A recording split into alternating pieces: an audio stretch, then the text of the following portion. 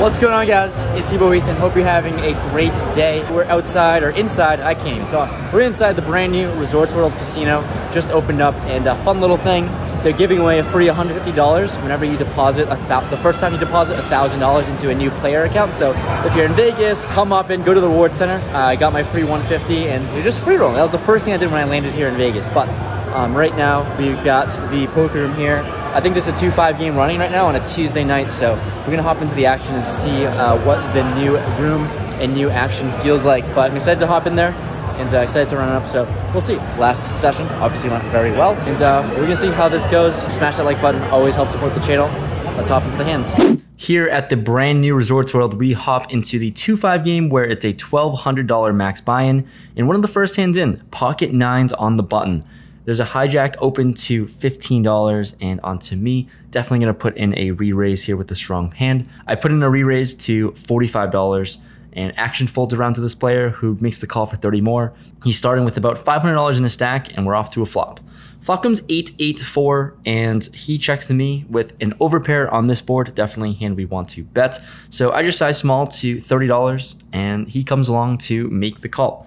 The turn is another 8, so really great card for us with a full house, and our hand is definitely strong enough to go for another bet. So when he checks again, I throw out $55, and he makes the call fairly quickly, so not facing a raise, pretty confident that we're ahead.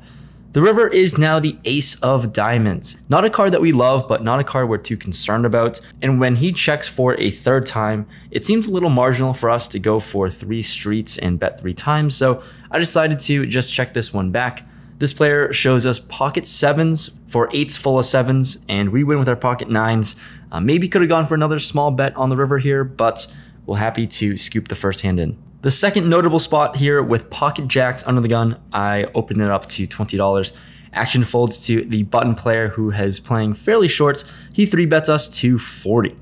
He seems like a very tight player, but when he has less than $200 in his stack, action folds to me. We're out of position and like, whatever. Let's just go for it. Let's go all in. I put him all in and he makes the call fairly quickly. So we're off to a run out. 77,000 subs. More action, right? Yeah, no. All right. Big time. Here sitting with jacks, don't know if our hand is good or not, but we show it over and he shows us pocket kings. So of course he has that hand. We ship about $200 his way. Nice hand. So that hand just wraps up the session at 2-5. We only played for 30 minutes and we're off to the 5-10. At 2-5, we were in for 1,200, out for 1,160. So took an L of $40. Let's see if we can make it back in the bigger game.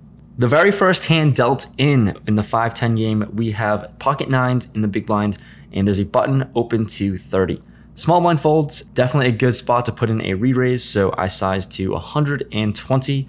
He makes the call for 90 more. The flop comes ace 8-6 rainbow. I'm first to act, and on this board, definitely going to be a spot I'm putting in a bet in. Although the ace sucks, who knows? Let's see if he has it.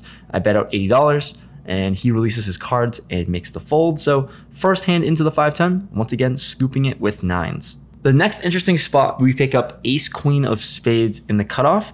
I raise it up to $30. The player to my left on the button makes the call. Small blind folds, and now onto the big blind who 3-bets to $150.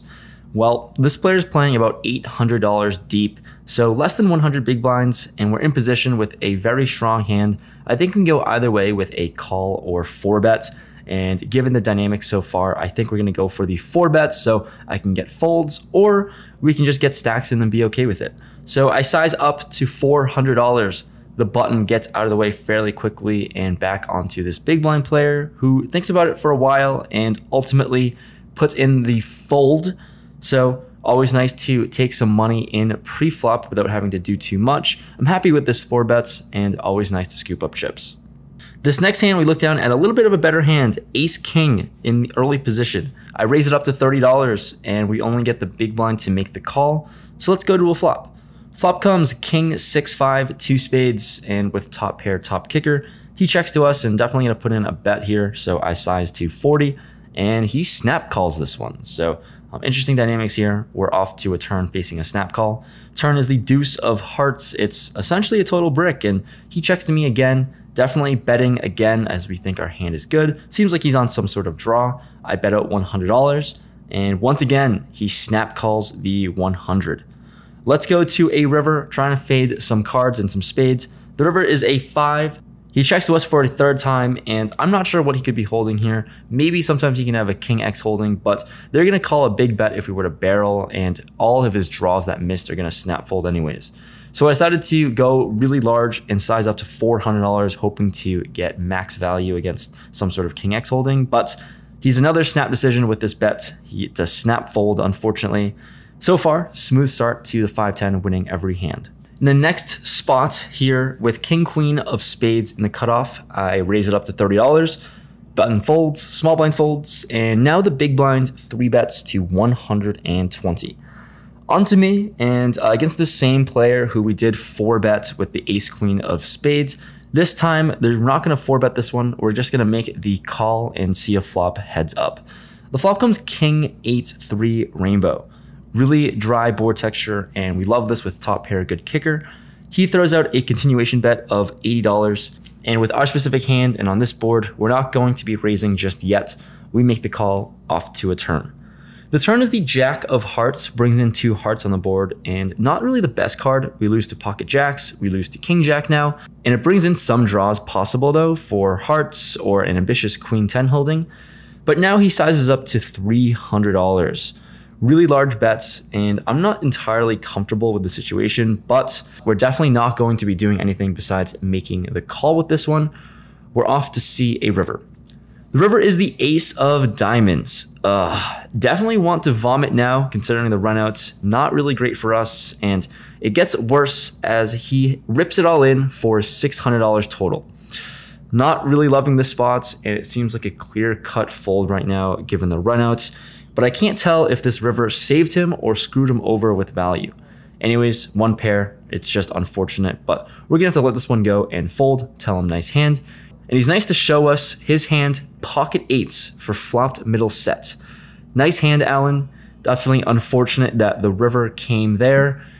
Anything else, you probably get paid. We love these suited Broadway cards, and this one with Jack 10 of hearts in the cutoff, it's no different. There's a +1 open to $30 and onto me. I like to play this one in position. I like to be more aggressive, so we 3-bet to $100. Small blind actually comes along and calls the 100. +1 comes along and calls as well, so we've got a pot going multi-way. The flop comes ace-9 to spades. Action checks to me, and definitely going to be betting almost all of my holdings here on this board, even though we have a little bit of nothing, some backdoor straight draws at best. But I throw out a bet of $120. This player in the small blind snap folds, which is nice. He seems to be the most likely player to have an ace holding. And now the +1 player comes along for a call. The turn is the 3 of diamonds. He checks for a second time, and when the turn comes an inconsequential card, I think sometimes we can mix in some overbets with a lot of our stronger holdings. We're gonna have all of the ace king and sometimes ace queens that he might not have. So here, we're gonna size up. We bet out $600. We're praying for a fold. He thinks for a little bit, doesn't look happy with the situation, and ends up making that fold. Phew. Jack high for the win. Nice to see a fold and win this one. For the last notable hand here, we have pocket 8s under the gun. I raise it up to $30. Folds around to the small blind and big blind, who both come along for 30. Let's go to a flop of 4-3-3 rainbow. Action checks to me. We've got an overpair. We're definitely going to put in a bet here. So I size to $40. And interestingly enough, both players decide on a call. Not sure what that means, but when the turn is a deuce, 5-6 gets there. It's a relatively decent card, but we're multi-way, and all these other players can have a lot of 3x holdings, about more than me. So when action checks to me, I'm just going to decide to check this one back, play for pot control, and see a river. The river is the 5 of clubs, and yeah, not a card that we love to see. Any ace gets there, any 6 gets there. Very easy decision now, and especially when both players check to me. We're going to check this one back. Not much to do here. And surprisingly, both players actually have an ace. So I guess results-wise, we probably might have lost the minimum, but definitely missed a bet on the turn, even though I don't think that they would have folded. All things considered, we're walking away with a winning session. There's a lot of good players there.